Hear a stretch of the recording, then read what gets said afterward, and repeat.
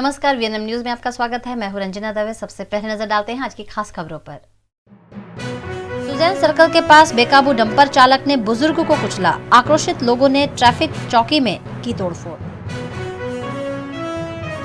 MSU में छात्रों को थप्पड़ मारने वाले प्रोफेसर के खिलाफ छात्रों में गुस्सा, कार्यवाही की मांग।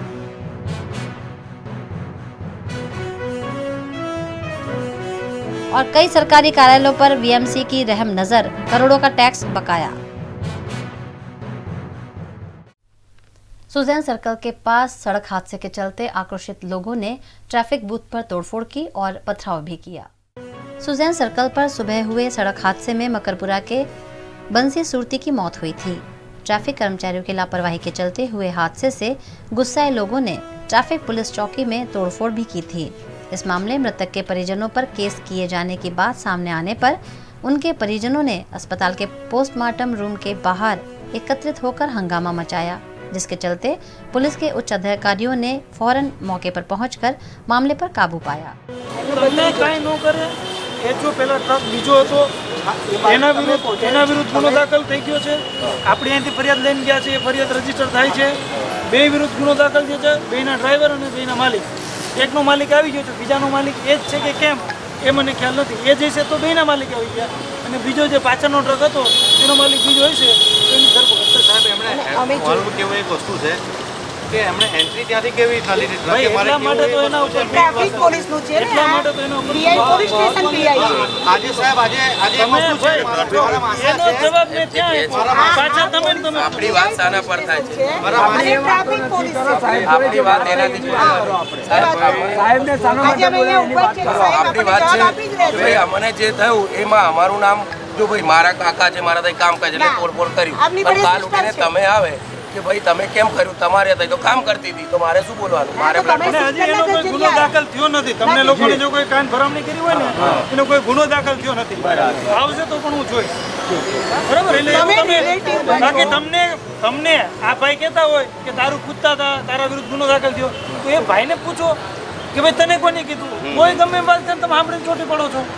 બાકી તમે બધા સ્વતંત્ર છો, તમારી રીતે વિચારી શકો। एमएस यूनिवर्सिटी में छात्र को थप्पड़ मारने मामले छात्र नेताओं ने विरोध प्रदर्शन किया। एमएस यूनिवर्सिटी के यूनिट बिल्डिंग में छात्रों को थप्पड़ मारने के मुद्दे आज हड़ताल की गई। एमएस यूनिवर्सिटी की कॉमर्स फैकल्टी में आई कार्ड आवंटन के दौरान प्रोफेसर पराग शुक्ला ने क्लासरूम में जाकर छात्र व्रज शाह को 3-4 थप्पड़ मार दिए थे। प्रोफेसर पराग शुक्ला की इस हरकत से नाराज छात्रों ने मामले का विरोध किया। यूनिवर्सिटी के यूजीएस राकेश पंजाबी ने एमकॉम पर चल रहे सेमिनार में पहुंचकर प्रोफेसर पराग शुक्ला को बोलने से रोक दिया और चालू सेमिनार में पराग शुक्ला के खिलाफ डीन को आवेदन दिया गया। इस मामले ठोस कार्रवाई की मांग यूजीएस राकेश पंजाबी ने की है। एक्चुअल में अँ गाड़ी काले स्मार्ट कार्ड डिस्ट्रीब्यूशन હતું ત્યારે ખૂબ જ ભીડ હતી ને આપણા તકલીફ થઈ ગઈ હતી એટલે માસે મને એવું કીધું કે નીચે જતો રહે પણ મારા આઈ કાર્ડ લેવાનું બાકી હતું એટલા માટે મેં ક્લાસમાં ગયો જોરથી બોલી ગયો તો એમને સોરી કીધું અને એ વાત અંદર અમે લોકો બેઠા આઈ કાર્ડ માટે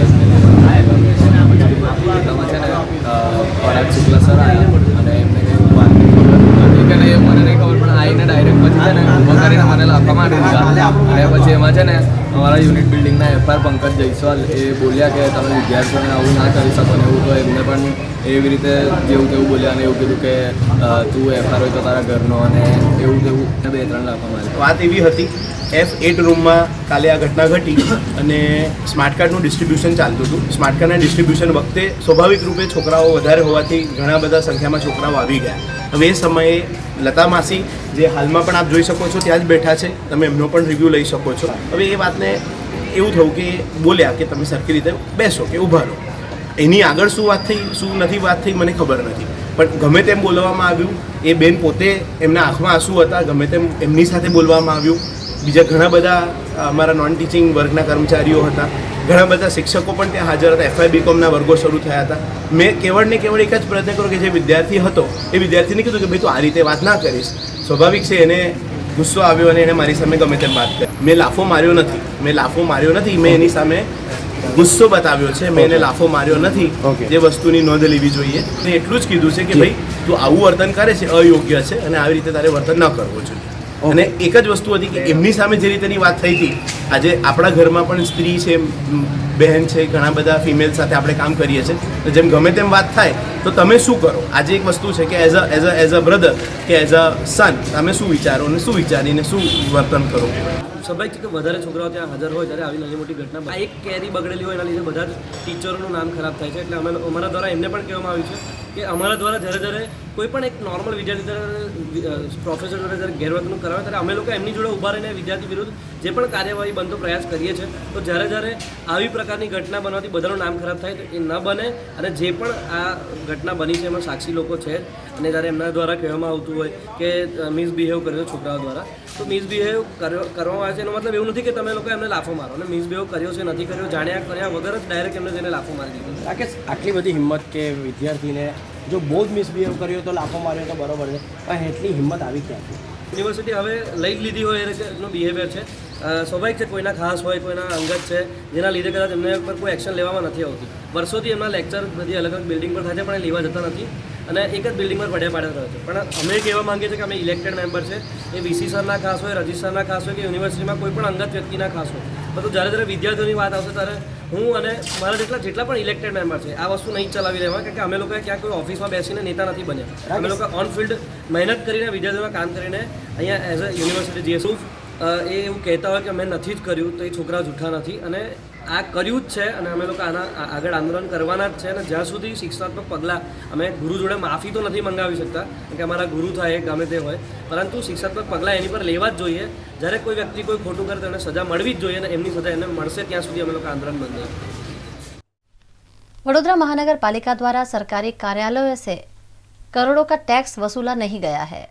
शहर के सुचारू संचालन की जिम्मेदारी वडोदरा महानगर पालिका के जिम्मे है.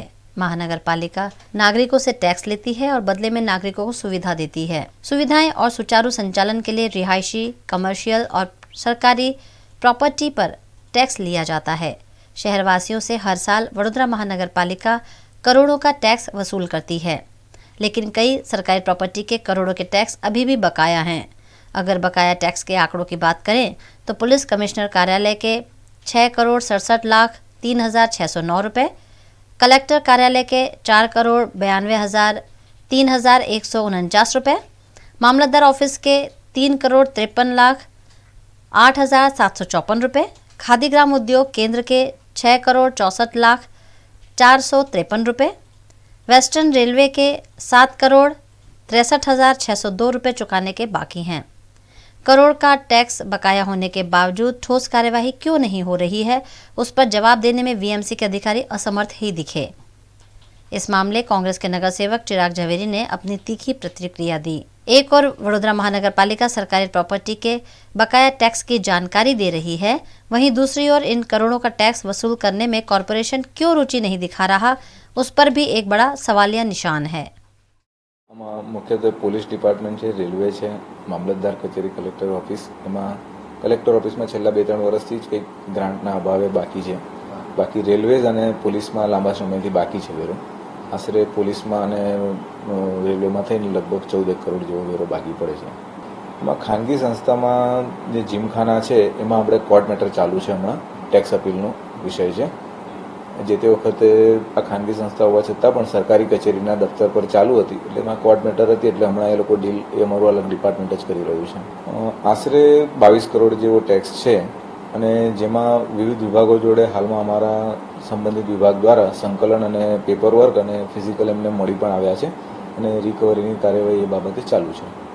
સરકારી કચેરીઓમાં જે પણ વેરાના બાકી હોય છે એમાં અમે પત્ર વ્યવહારથી અને જે પણ એમના ક્વેરીઝ કે એમના જે પણ કંઈ કાગળ એમને ખૂટતા કરતા હોય કે એમની ક્વેરી હોય એ ફૂલફિલ કરી અને પત્ર વ્યવહારથી રિકવરીની કાર્યવાહી અમે કરીએ છીએ. એટલે છેલ્લા 2-3 વર્ષથી તો રેગ્યુલર મળ્યું નથી એવું જણાઈ આવે છે, પણ છતાંય બિલ જે છે અત્યારનું છેલ્લું છેવટનું એ બાકી હશે તો એની તપાસ કરીને આગળની કાર્યવાહી અમે 100% કરીશું. કલેક્ટર કચેરીમાં જુદા જુદા ઓફિસના જુદા જુદા કાર્પેટ એરિયા છે એ મુજબ અલગ અલગ, ધારો કે MGVCLનું કહીએ તો એમના પણ બિલ અલગ અલગ આવે છે. એ જ રીતે આમાં પણ અલગ અલગ બિલ આવતા હશે. એટલે 49 લાખ જેટલી રકમ છે એટલે જુદી જુદી કચેરીની હશે તો એ મેળવી અને તમામ ડિપાર્ટમેન્ટને સૂચના આપીને આગળની કાર્યવાહી અમે કરીશું. હાલમાં વડોદરા કોર્પોરેશનની આર્થિક હાલત નાજુક છે, સૌ કોઈ જાણે છે. એના લીધે વડોદરા શહેર વિકાસમાં ગુજરાતમાં સૌથી પાછળ પડી ગયું.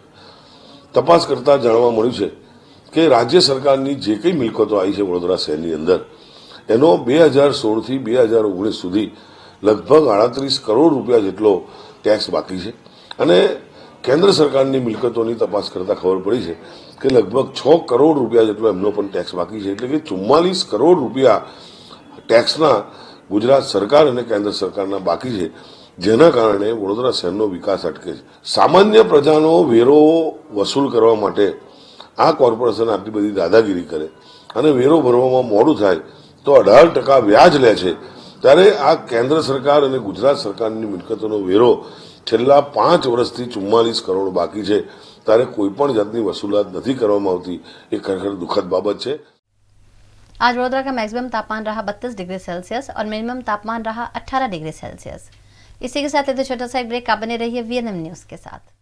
Asima Overseas, a complete guide for higher and international education. Europe, Malta, UK, Japan, London जैसे कई देशों में स्टडी और सेटल होने में असीमा ओवरसीज आपको देता है बेस्ट गाइडेंस. पढ़ाई के साथ साथ part time job during study and 100% job support after study. Aseema के साथ मिलकर विदेश में सेटल होने के आपके सपने को दीजिए उड़ान. इतना ही नहीं, असीमा हॉलीडेज ऑफर करता है 3 नाइट्स का बैंकॉक पताया टूर सिर्फ 16,000 रुपए में. Aseema overseas 910 4X near honest restaurant, Vijay cross road, Navrangpura, Ahmedabad. Finally मैंने डिसाइड कर लिया कि हम छुट्टी के लिए ऊटी चलेंगे. Tickets booked for Maldives. क्या? घर में आपकी कोई सुने ना सुने, व्योम टीवी जरूर सुनेगा. Play world cup highlights, stylish design और एडवांस फीचर्स. अब चुनिए स्मार्ट एंटरटेनमेंट आपके व्योम टीवी के साथ. Studying abroad is no more a dream, just a decision with Kanan International. Let's grow globally. Study in Canada. Choose from more than 95 colleges and universities. Study in USA. Choose from more than 250 universities. We provide expert coaching in IELTS and special batches for spoken English. Want to prepare IELTS or practice online? Visit www.kananprep.com.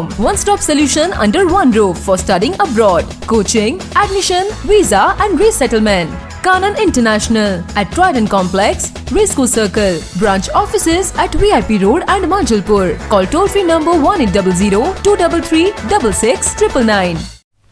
Mobile toilets स्वच्छता कायम रखने के लिए है या गंदगी फैलाने के लिए, ये खुद मोबाइल टॉयलेट्स ही दर्शा रहे हैं. एक और देश भर में स्वच्छता अभियान चलाया जा रहा है. लोगों को स्वच्छता कायम रखने की अपील की जा रही है. वहीं दूसरी ओर अक्सर प्रशासन की ओर से ही शहर में गंदगी फैलाई जाते होने के कई मामले सामने आते हैं. शहर को स्वच्छ रखने के भागरूप कई मौकों पर ई टॉयलेट की सेवा वडोदरा महानगर पालिका द्वारा दी जाती है, जो ट्रैक्टर में मोबाइल टॉयलेट के रूप में जाने जाते हैं. लेकिन इस्तेमाल के बाद ये मोबाइल टॉयलेट जहां से गुजरते हैं वहां गंदगी और बदबू अक्सर फैलाते हैं. आज ऐसा ही कुछ नज़ारा मांजलपुर से लालबाग ब्रिज, कोठी 4 रास्ता, नागरवाड़ा होते हुए कारेलीबाग पुलिस थाना इलाके में देखा गया, जहां वडोदरा महानगर पालिका के मोबाइल टॉयलेट से गंदगी छलककर सड़कों पर फैल गई और आवाजाही करने वाले लोगों को तीव्र बदबू का सामना करना पड़ा. લગ્ન પ્રસંગે વડોદરા મહાનગર સેવા સદન દ્વારા ઈ ટોયલેટ મૂકવામાં આવે છે. આ ઈ ટોયલેટ ટ્રેક્ટરની અંદર હોય છે અને આ ઈ ટોયલેટની અંદર જ્યાં પણ લગ્ન પ્રસંગ હોય ત્યાં અમારે સંડાસ પેશાબ કરવા માટે જે મૂકવામાં આવે છે તે ઈ ટોયલેટ આજે માંજલપુરથી નીકળીને કોઠીના ઢાળથી લઈ નાગરવાડા સુધી આ ઈ ટોયલેટમાં જે પણ ગંદા મળદૂતના સંડાસના પાણી હતા અને મળ હતું એ તમામ વસ્તુઓ રોડ પર ઢોળતા ટ્રેક્ટરવાળા ગયા છે અને માંજલપુરથી લઈને આ નાગરવાડા સુધીનો તમામ વિસ્તાર આખો પ્રદૂષિત વિસ્તાર થઈ ગયો છે. આ ઈ ટોયલેટની વ્યવસ્થા સારી ન હોવાને કારણે તમામ મળમૂત્રના પ્રદૂષિત પાણી ફેલાયા છે. લોકોને વામિટોની અસર થઈ છે. લોકો નાક બાંધીને ફરતા હતા. વડોદરા મહાનગર સેવા સદનના તમામ મેયર, ચેરમેન, કમિશનર સાહેબ વિનંતી છે કે ઈ ટોયલેટમાં કોઈ પણ યોગ્ય રીતે જાળવણી થાય એ રીતના ઈ ટોયલેટ મૂકવામાં આવે ને જ્યારે પણ ઈ ટોયલેટ લઈ જવામાં આવે ત્યારે આ રીતના મળમૂત્રના પ્રદૂષિત પાણી રોડ પર ના ફેલાય તેવી અમારી માંગ છે. वीर महाराजा छत्रपति शिवाजी महाराज की जन्म जयंती के अवसर पर शहर में भव्य शोभा यात्रा का आयोजन किया गया. छत्रपति शिवाजी महाराज की जयंती पर जय शिवराय संगठन वडोदरा द्वारा छत्रपति शिवाजी महाराज की भव्य शोभा यात्रा निकाली गई. छत्रपति शिवाजी महाराज की यह शोभा यात्रा सलाटवाड़ा आराधना टॉकीज से शुरू होकर कोठी 4 रास्ता, टावर, न्याय मंदिर होते हुए बरानपुरा स्थित शिवाजी चौक में संपन्न हुई. छत्रपति शिवाजी महाराज की शोभा यात्रा में डीजे, महाराष्ट्र कीटा मंडल द्वारा 25 बुलेट की राइड, माणिकराव अखाड़ा, सहजानंद युवक मंडल, नारायण गुरु जिम्नेशियम, शाला सहित के अखाड़े और संस्थाएं शामिल हुई। इसके अलावा झांसी की रानी की पोशाक पहने युवाओं और महिलाओं की लेजिम और विभिन्न झांकियां और अखाड़े शोभा यात्रा में आकर्षण का केंद्र बने। आज शिवाजी जयंती है, महाराष्ट्र कम्युनिटी के लिए बहुत ही बड़ा दिन है ये। शिवाजी महाराज की जो इतिहास है और उनका जो योगदान रहा है ये देश के फ्रीडम स्ट्रगल के लिए और खास करके एक महाराष्ट्र कम्युनिटी को एक परिचय और पहचान देने के लिए, उसके लिए पूरे कम्युनिटी में उनका बहुत बड़ा, पूरे देश में ही नाम है, लेकिन कम्युनिटी में खास करके उन्हें भगवान माना जाता है। और उनके एक रिमेम्बरेंस में, यादगिरी में, एक ये हमारी जो शिवराय संगठन है हर साल एक बहुत ही खूबसूरत रैली निकालते हैं जिसमें सब लोग पार्टिसिपेट कर सकते हैं और करते भी हैं और एक उनके लिए एक मान है, इसलिए ये सब लोग आ जाते हैं। आज छोटाउदेपुर के बोडेली के एक गांव में पूर्व प्रेमी द्वारा विवाहिता पर जानलेवा हमला किए जाने की घटना सामने आई है। छोटाउदेपुर जिले के बोडेली निकट के मूलधर गांव के निवासी पारुल राठवा अपने घर पर सो रही थी। उस दौरान महिला के प्रेमी ने महिला पर जानलेवा हमला कर दिया। बोडेली के अमरपुर की पारुल राठवा की शादी मूलधर के रोहित राठवा से हुई थी, लेकिन महिला के पूर्व प्रेमी अजीत ने किसी वजह से प्रेमिका के घर में घुसकर उस पर चाकू से वार कर दिया, जिसमें महिला गंभीर रूप से घायल हुई है। महिला पर जानलेवा हमला कर पूर्व प्रेमी मौके से फरार हो गया। घर में ઊંઘતા હતા અને એટલામાં દરવાજો ખોલીને આવ્યો અને ત્યાં ડાયરેક્ટ હુમલો કર્યો અને લાઇટ બંધ હતી, અંધારામાં આવીને હુમલો કર્યો અને હું જોડે ઊંઘતો હતો। એમાં બેટરી જોડે મેં લઈને ઊંઘતો હતો, હેઠળ બેટરી મૂકેલી, એમાં બેટરી જોતે મને થોડીક વાર લાગી અંધારામાં, એટલામાં એવો 2-3 ઘા મારી દીધા હતા અને હું બેટરી પાડી તો પછી એટલામાં એવો ભાગવા લાગ્યો એટલે હું એને પાછળ પડ્યો અને એ અંધારામાં એવો કોતર પાછળ અમારે આવેલું છે ત્યાં નાહી ગયો અને હું થોડોક લગન દળીને પડ્યો અને પછી હું વળી ગયો અને હું વળીને ઘરે પાછો ગયો તો મારી વહુને પૂછ્યું કે આ કોણ હતું, ઓળખાણ હતા કે જે અમારે પેલું ચાલતું હતું એ જ ભાઈ છે, એ ભાઈ અજીત કુમાર રાઠવા અમલપુરના, એ મારા વાળાનું નામ અજીત કુમાર રાઠવા અમલપુરના વાસી છે। અને પછી મેં જોયું તો એ 5 ઘા મારીને હતા, પછી અમે દવાખાને સારવાર માટે લાયા બોડેલી, પછી અમે પોલીસ કેસ કર્યો। खबरों का दौर यूं ही चलता रहेगा। फिलहाल वक्त है एक ब्रेक का।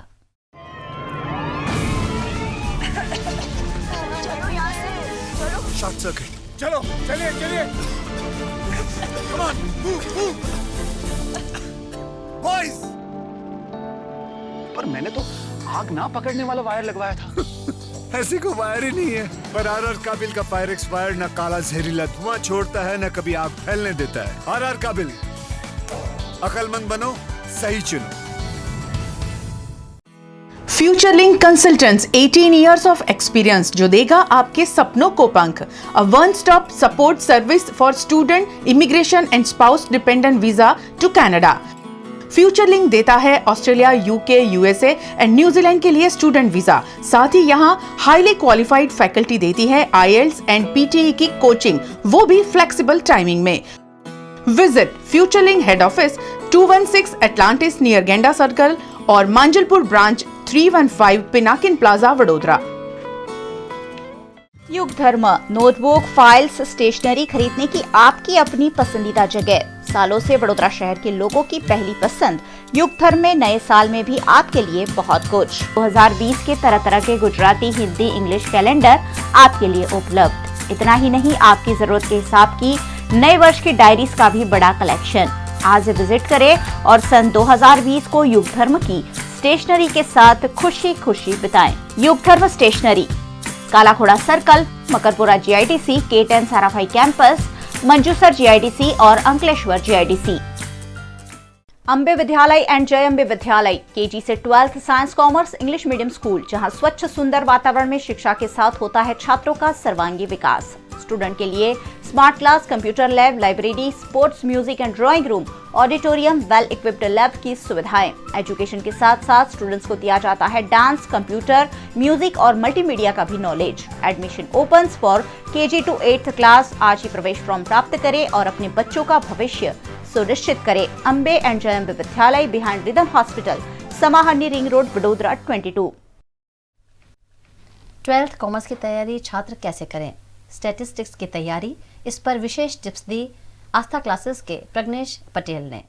बोर्ड परीक्षाएं नजदीक है, ऐसे में कैसे की जाए बोर्ड परीक्षाओं की तैयारी, यही आज सब्जेक्ट लेकर हम आपके सामने प्रस्तुत हुए हैं। और चर्चा के लिए मेरे साथ जुड़े हैं मांजलपुर के आस्था क्लासेस से आए हुए प्रज्ञेश पटेल। बहुत बहुत स्वागत है सर आपका। VNM के सारे व्यूअर्स को हार्दिक शुभकामनाएं। आप एक्सपर्ट हैं स्टैटिस्टिक्स के, कैसे तैयारी की जानी चाहिए? मैडम, मेरे हिसाब से स्टूडेंट्स को स्मार्ट प्रिपरेशन करनी चाहिए। अच्छा। और स्पेशली पार्ट 1 जो है वो 48 मार्क्स का होता है बोर्ड में। और जिस स्टूडेंट्स को पास होना है उसके लिए जो पार्ट 1 है ज्यादातर इम्पोर्टेंस है। और पार्ट 1 में टोटल 4 चैप्टर है, उसमें उसको प्रिपरेशन कोप वेब प्रिपरेशन करनी चाहिए। कोप वेब प्रिपरेशन यानी कि उसके सारे टॉपिक्स नहीं करने हैं। सपोज आपको मैं बताऊं कि फर्स्ट चैप्टर जो है वो इंडेक्स नंबर है। अच्छा। उसको गुजराती में स्टूडेंट्स बोलते हैं सूचकांक। वो टोटल 12 मार्क्स का होता है बोर्ड के एग्जाम में। तो सूचकांक के सारे सम नहीं करने उसको जो लास्टमेर पासेर और फिशर वाला जो टॉपिक्स होता है उसके जो यूनिट्स वाले यानी कि गुजराती में उसको बोलते हैं एकम वाले सम, उसको ही परफेक्टली करना होता है, जिससे उसका लास्टमेर पासेर और फिशर का जो सम यूनिट वाला सम हो जाता है। तो उससे उसका जो टिपिकल मेथड है और जो सिंपल सम है वो पूरे सम क्लियर हो जाते हैं। यानी कि यही टॉपिक का 3-4 सम करना चाहिए। अच्छा। और बाद में वो बोलूँ ये फर्स्ट चैप्टर के लिए तो cost of living and weightage mean यानी कि जीवन निर्वाह और कौटुंबिक बजट, उसके जो सम है उसमें जो यूनिट वाले सम है उसको ही एक ही सम को परफेक्ट कर लेना है। यानी कि उसका पूरा cost of living and family budget का जो टॉपिक से होता है वो एकदम क्लियर हो जाता है फर्स्ट चैप्टर में। यानी कि ज्यादा कुछ करने की जरूरत नहीं है। कोप वेब प्रिपरेशन वैसे ही मैं बात करूं तो सेकंड चैप्टर में जो होता है कोरिलेशन, तो उसमें सहसंबंध बोलते हैं उसको गुजराती में। तो उसमें टोटल मिलाकर 3 मेथड है। एक ग्राफिकल मेथड है, उसको विकिन आकृति बोलते हैं। और सेकंड जो टॉपिक्स है वो Karl Pearson product movement method है। और जो थर्ड मेथड है स्पीयरमैन रैंक कोरिलेशन है। तो कार्ल पियर्सन की जो मेथड है उसमें सारे सम नहीं करने, उसमें टोटल मिलाकर 4 मेथड है। तो 4 मेथड के 2-3 सम करने से स्पेशल यूवी वाली जो मेथड है शॉर्टकट मेथड उसके ही सम बोर्ड के एग्जाम में आते हैं। तो उसको करने से सारी मेथड क्लियर हो जाती है। और स्पीयरमैन रैंक कोरिलेशन में जो टाई वाली जो मेथड होती है वो टाई वाली मेथड करने से उसका स्पीयरमैन रैंक कोरिलेशन पूरा ही कंप्लीट हो जाता है। और लास्ट में शॉर्ट सम के लिए ज्यादा स्टूडेंट्स को दिक्कत होती है, लेकिन उसमें कुछ है नहीं। कोवेरिएंस वाला टॉपिक है, सविचरण एंड SX एंड SY की फॉर्मूला है, उसको ही माइंड में रखना है। तो उसका ये भी चैप्टर कंप्लीट हो जाता है मैडम। और जो थर्ड चैप्टर है वो रिग्रेशन लाइन नियत संबंध, उसमें टोटल 3 मेथड है। तीनों मेथड के 2-3 सम करने से उसका रिग्रेशन लाइन यानी कि नियत संबंध जो चैप्टर है वो कंप्लीटली पूरा हो जाता है। और लास्ट जो चैप्टर है पार्ट 1 में वो टाइम सीरीज सामयिक श्रेणी। तो सबसे इजी पार्ट 1 में जो को है तो ये टाइम सीरीज है। और उसके भी 3 मेथड, एक ग्राफिकल मेथड है, एक लीस्ट स्क्वायर मेथड है न्यूनतम पद्धति, और एक लास्ट जो मेथड है वो चलित सरेराश है, उसको गुजराती में बोलते हैं। तो वो मेथड के 2-3 सम करने से उसका पार्ट 1 टोटली कंप्लीट हो जाता है। और पार्ट 1 जो है वो 48 मार्क्स का है। जिसको पास होना है स्टैटिस्टिक में उसके लिए तो ये बहुत ही अच्छा पार्ट है। सबसे ज्यादा उन लोग यहाँ पे फोकस करना चाहिए। पार्ट 2 की बात बताइए, पार्ट 2 की प्रिपरेशन कैसे की जाए, क्योंकि वहां बहुत लेंदी सम है। पार्ट 2 के लिए मैं स्पेशली कहूंगा कि जिस स्टूडेंट्स को सबसे ज्यादा स्कोर करना है उसके लिए पार्ट 2 ज्यादा इंपॉर्टेंट है। अच्छा। और मैडम पार्ट 2 में सब कुछ नहीं करना है, उसके लिए मैं आपको जो टेक्निक बताने वाला हूँ क्रिशियल की प्रिपरेशन जैसा वर्क करना चाहिए। अच्छा। क्रिशियल की प्रिपरेशन यानी कि पूरे पार्ट के जो बेसिक है उसको अच्छी तरह से समझ लेना चाहिए। तो आपको पार्ट 2 में कुछ करने की जरूरत नहीं है। और जो रैंकर स्टूडेंट्स है उसको मैं बात बता दूं कि पार्ट 1 में कैलकुलेशन मिस्टेक होती है, लेकिन पार्ट 2 का जो आप कॉन्सेप्ट अच्छी तरह से समझ लोगे तो उसमें कुछ करने की जरूरत नहीं है। मेरे हिसाब से तो पार्ट 2 में मार्क्स जाते ही नहीं है किसी दिन स्टूडेंट्स को। अच्छा। लेकिन उसको आपको मैं उसमें भी टोटल 5 चैप्टर्स है मैडम, और वो 52 मार्क्स में होता है पार्ट 2।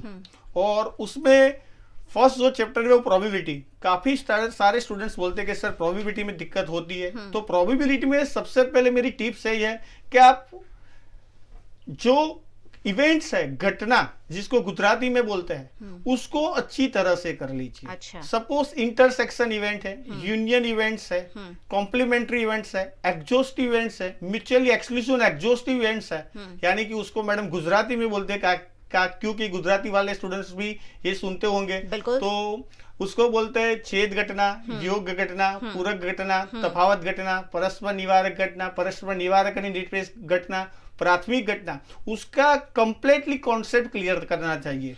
और उसके बाद उसमें जो मल्टीप्लिकेशन वाला सम है या कंडीशन प्रोबेबिलिटी वाला सम है, एडिशन प्रोबेबिलिटी वाला सम है, यानी कि सरवाળાનો નિયમ છે કે શરતી સંભાવના છે કે ગુણાકારનો નિયમ છે, सब टॉपिक को परफेक्टली देख लेना चाहिए कि सम किस में करना है मुझे, क्योंकि काफी दिक्कत उसमें होती है स्टूडेंट्स ऐसे। और स्पेशली पार्ट 2 की बात करूं तो संभावना वितरण बोलते हो गुजराती में उसको, तो उसको बोले डिस्क्रीट प्रोबेबिलिटी डिस्ट्रीब्यूशंस।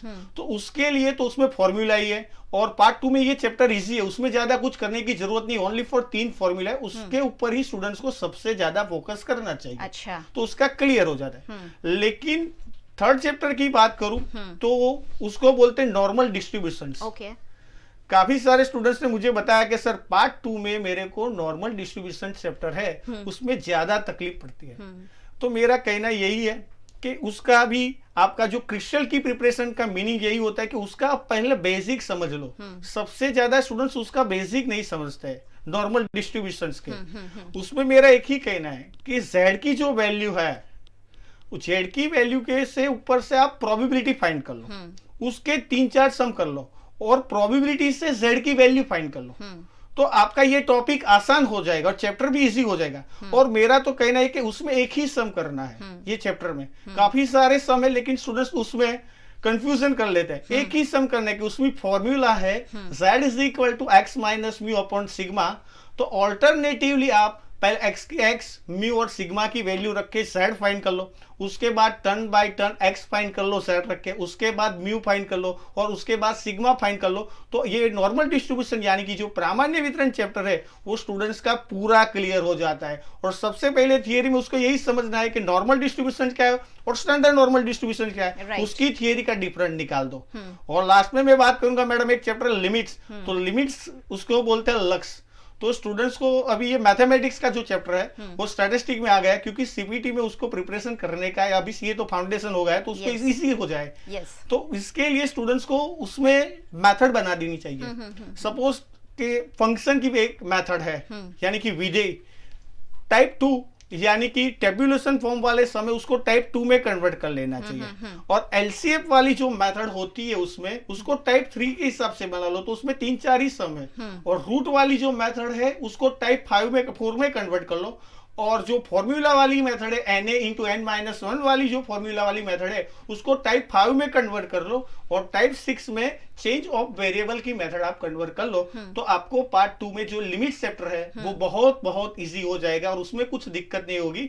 और लास्ट में मैं मैडम एक ही चैप्टर की बात करूंगा। लास्ट में जो चैप्टर है वो डेरिवेटिव, उसको गुजराती में बोलते हैं विकलन। ओके। विकलन जो चैप्टर है उसमें स्टूडेंट्स को सबसे ज्यादा प्रॉब्लम उसमें होता है कि उसको फर्स्ट डेरिवेटिव फाइंड करने का ही नहीं समझ में आता है। तो सबसे पहले फर्स्ट डेरिवेटिव कैसे करना है, उसके बाद फर्स्ट से सेकंड डेरिवेटिव कैसे करना है, उसका पहले बेसिक नॉलेज ले लेना चाहिए। क्रिस्टल बी प्रिपरेशन, उसके कॉन्सेप्ट को ही अच्छी तरह से समझ लेना चाहिए जी। और उसमें जो बात है आगे वो एक ही सब मैक्सिमम आता है कि वो जो लास्ट सेक्शन में एफ में होता है और डी के सेक्शन के सब जो सम है उसको ही परफेक्ट कर लेना है। यानी कि आपको मैं बताऊं तो प्रॉफिट मैक्सिमाइजेशन कैसे करना है, और रेवेन्यू दैट मीन्स इनकम को मैक्सिमाइजेशन कैसे करना है, और टोटल एक्सपेंडिचर है उसको मिनिमाइज कैसे करना है, उसका जो सम है वो सबसे ज्यादा इंपॉर्टेंस डेरिवेटिव चैप्टर में है। ऐसे करने से स्टूडेंट्स का पार्ट 2 मैडम एकदम परफेक्ट हो जाता है। स्टैटिस्टिक्स क्योंकि थियोरेटिकल सब्जेक्ट है, इसलिए तैयारी करना थोड़ा सा मुश्किल लगता है बच्चों को, और इसलिए उससे आसान करने के टिप्स हम आप तक लेकर आए हैं। VNM न्यूज़ आप देख सकते हैं youtube.com/VNM News मीडिया पर लॉग ऑन करें, facebook.com/VNM News पर। न्यूज़ रूम से आज बस इतना ही, कल फिर मुलाकात होगी, तब तक के लिए इजाज़त दीजिए, नमस्कार।